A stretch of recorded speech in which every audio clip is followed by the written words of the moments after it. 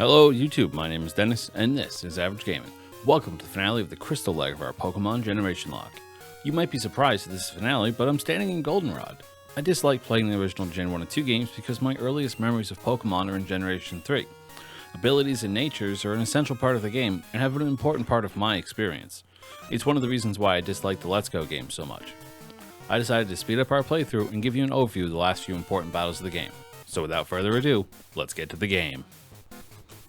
Now, I could talk about the battles with the Rocket executives in Goldenrod Tower, but that would imply a struggle. All three were pretty pathetic, thanks to Johto's poor level curve and the randomizer not really giving them good mods. After that boring series of battles, I started heading toward the final gym, having to pass through a few routes with more disappointing encounters that I ignored. Ice Path was conquered thanks to a guide I found online because, for all my considerable Pokemon knowledge, ice puzzles are not something I'm good at. On to the final gym. The puzzle for this one is pretty simple. Up a flight of stairs, I drop down a couple of boulders while battling mediocre trainers before finally it's time to take on Clair, the spoiled dragon princess that whines and complains when you beat her. Clair starts a battle with the Jug Trio, which Leviathan easily takes out with a single surf crit, which I don't think matters. It was totally dead anyways. Next up, she sends out Fortress, so I switch to Ghost Rider while he hits Bide, but it doesn't matter because he falls to a single Fire Blast. In comes Marowak, so I switch back to Leviathan while Boomerang does nothing. He lives my Surf to hit Leer, and fall to Bite the next turn. Last up she has Yanma, who quickly falls to 2 Surfs.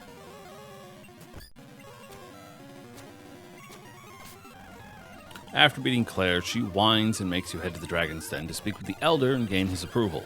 After doing that, she finally gives me my badge and a pretty useless TM. And I'm off to talk to Professor Elm to get my free Master Ball because it's time to add another legendary to my squad. After heading to the Tin Tower and defeating the sages waiting for me, I confront Suicune, who got randomized into Ho-Ho. One Master Ball later, Jean is added to my squad instead of Vision the Porygon 2. Once again, I'm off, racing through Victory Road to challenge the Elite Four and Lance. But I forgot about my rival, Mark, aka Rabombi Teacher, coming to fight me one last time in this leg of my journey. He starts off the battle with Suicune. I'm still leading Leviathan, so I have to switch for All for One, tanking a Bubble Beam before hitting Thunder Punch for great damage. And then I finish it off with another Thunder Punch the next turn. Next up is Umbreon, so I switch to Mini Tauros and get confused. I go for Strength and land it for half his HP, but hit myself next turn. He hits me with a Sand Attack, which means I miss my next attack, but I snap out and finish him off after that. He sends out Nidorino, so I switch to the Moth, seeing Focus Energy before I do great damage with Confusion, tanking a double kick just to finish him off with another Confusion. Next up is Kindra. It has no weaknesses besides Dragon, so I use Sleep Powder and start hitting Sludge Bombs. 3 Sludge Bombs is all it takes, and Kindra is done. Next up, he brings Blissey. Another Sleep Powder and Sludge Bomb before Blissey wakes up and minimizes, but I hit the Sludge Bomb again next turn for the KO. He sends out Lapras, so once again I Sleep Powder before switching to All for One to start hitting Thunder Punches. 2 Thunder Punches later, and Lapras is done, as is Mark's last chance to kill him on in this game.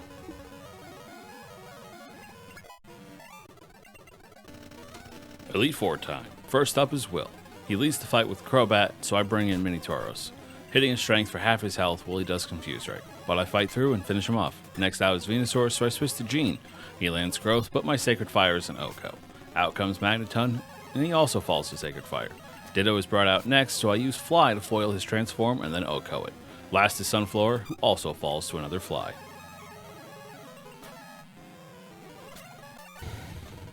Next up is Koga. He leads with Alakazam, but Mini Tauros makes quick work of him, OHKOing with a single Strength. Next up is Jolteon, who uses T-Wave before I hit back with Strength, nearly killing him before finishing the job with a little bit of damage after that. Next up is Fearow, who hits big damage with Fury Attack, forcing me to use Rest. As soon as I wake up, though, I hit Strength and finish him off. Jinx is out next, where I switch to Ghost Rider to tank a hit before firing back with Fire Blast. Umbreon comes out next, and I stomp for some pretty bad damage. Its feint attacks hurt quite a bit, so I switch out to Jean, taking a Confused Ray before clicking Sacred Fire and landing him. It gets burned, and I use Fly in hopes that the burn damage will finish it off, but it doesn't. I hit myself before taking a feint attack and letting the burn KO, finishing off Koga's last Pokemon.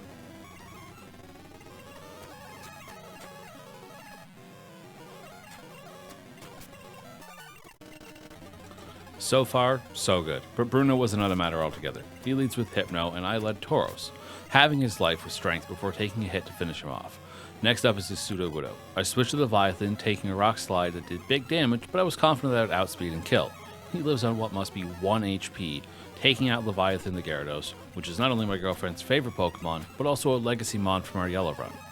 I finish it off with the Moth, only to have Lugia come out in one shot with Aeroblast. I bring in All for One to start hitting Thunder Punches, tanking an Aeroblast before the third one finishes off the Lugia. Arbok comes out to be destroyed by Psychic, and then another Arbok comes out, meeting the same fate and ending the fight.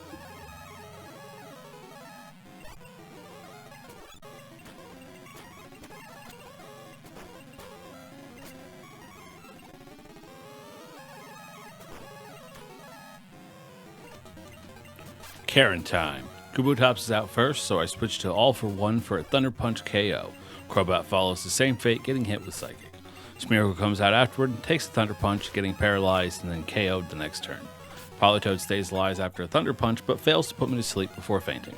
Primeape is next and is OHKO'd by Psychic, ending the fight.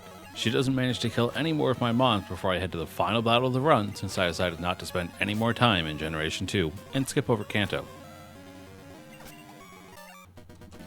Lance has 6 mons, each above level 45, with his ace being 50. I leveled my team to 49 with rare candies before confronting him. Skarmory comes out first, so I switch to Jean, seeing agility before hitting Sacred Fire for the KO. Magneton dodges my last Sacred Fire, so I switch to Ghost Rider to hit Fire Blast for the KO. Ninetales is out next, so I start stomping away. After a little bit, I manage to knock it out. Pidgeot is out next and takes a Fire Blast and a Burn before I finish with Stomp. Rhydon forces me to switch out to All for One to take a Stomp and misclick Thunder Punch before charging Solar Beam for the KO.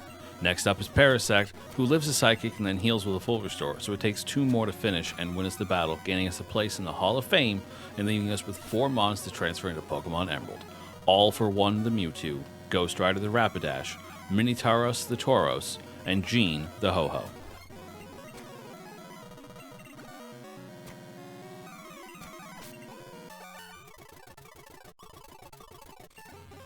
Thus ends the Crystal leg of our Pokemon Generation Lock. I'll be back next week with the first episode of the Emerald leg with an all-new starter.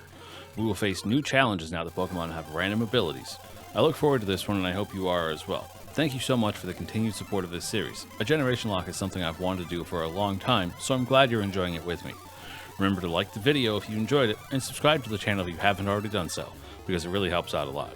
And as always, game on!